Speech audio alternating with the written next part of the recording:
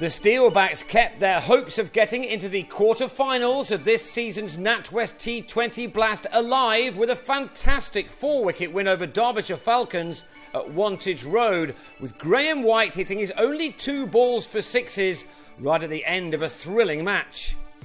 This was a must-win game for Northants, and Kyle Kurtzer inserted after winning the toss, with David Willey having Chesney Hughes taken behind at the start of the 3rd over. But in spite of that loss, the Falcons, who've managed just 1 win with 8 losses from their 9 T20 matches ahead of this one, gone off to one of their better starts, making 54 runs in the power play as Marcus North and Gareth Cross used their contrasting styles to complement each other well.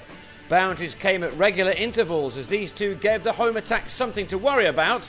They weren't parted until the 10th over, by which time they carried the total up to 77.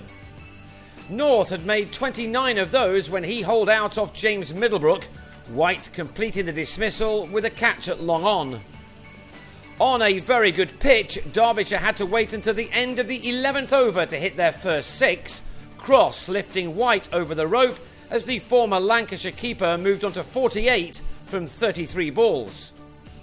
A slower delivery from Stephen Crook at last saw the back of him as Cross slapped the short ball to Kurtzer in the covers just after the visitors had registered their 100 at the end of 12 overs. 3 balls later, Wayne Madsen cut Crook to Azarullah as the visitors slipped to 104 for 4 with 7 overs remaining. Crook finished with figures of 3 for 40 as he also had Alex Hughes LBW for 2 as the Falcons looked as if they would fall short of a challenging total. But that was without considering the performance of Tom Knight. In at number 7, he hit his 3rd and 4th balls for sixes off White. The spinner's 3rd over cost 20 runs, and the next one, the 18th of the innings, also went for 14, with Billy Godleman also clearing the rope off Azarullah. Ollie Stone then pulled things back, the penultimate over of the innings going for only 7 runs, while Godleman had his off-stump ripped out by the young bowler. However, the last over belonged to Knight. Deliveries 2, 3 and 5 from Willey were all smashed into the distance as Knight raced to 44 of only 18 balls, from which he cleared the rope 5 times. 22 runs off the final over carried the Falcons to an imposing score in the end of 191 for 6. Middlebrook the pick of the Steelbacks attack with figures of 1 for 22 from his 4 overs. A rapid start to the reply was therefore required, and that's just what Richard Levy produced. He's not been in the best of nick recently, but he surely turned things around here. He took 2 fours off the opening over before taking Matt Higginbottom for 2 maximums in the 2nd.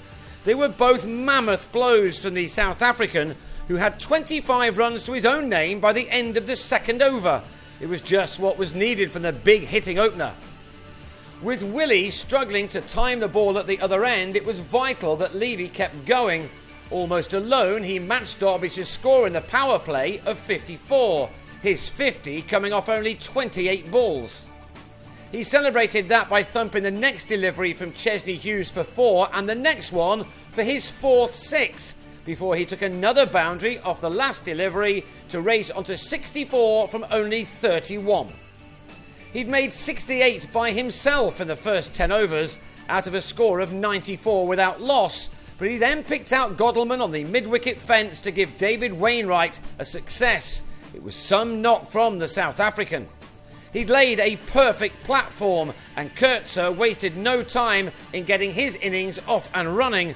This maximum was struck off just his 3rd delivery. The skipper made 13 off 8 balls, but was then bowled by Wainwright, and that left his side 75 to get off the last 7 overs. Crook went early, searching out Higginbottom at long off Alex Hughes, and the game seemed to be slipping away with 70 needed off the last 6 overs. Derbyshire had plundered 63 runs off their last 4 overs, so it was a chase that was still on, especially with Willey at last finding his range. Alas for him, he was out next ball for a 40 made off 35, the same shot this time not having the same connection to give Mark Turner a catch.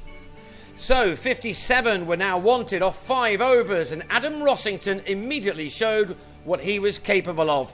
He played a vital hand, hitting sixes off successive overs from Alex Hughes and Greg Cork, son of Dominic. They were incredibly powerful strikes from the man on loan from Middlesex.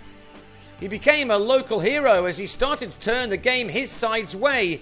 He made 34 of only 17 balls, and just before he departed, he'd shot the target down to just 17 runs off the last 2 overs, with Ben Duckett supporting him well at the other end. But the drama wasn't over yet. With 10 balls of the match remaining and 16 still required, Rossington holed out to Godalming. And then 2 balls later, Duckett was very well held off his own bowling by Cork.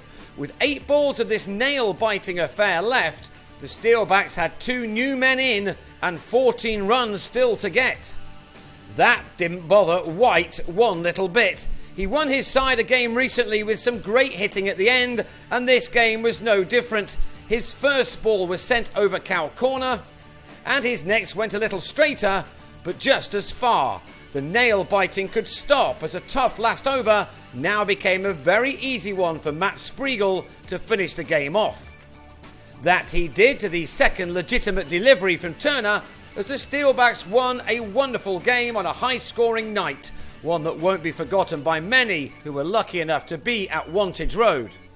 The 4-wicket win now gives Northamptonshire 11 points, which leaves them only 2 out of the top 4 with 3 matches to go, the next of them being back at home against Worcestershire next Friday. That promises to be another cracker, so make sure you're there.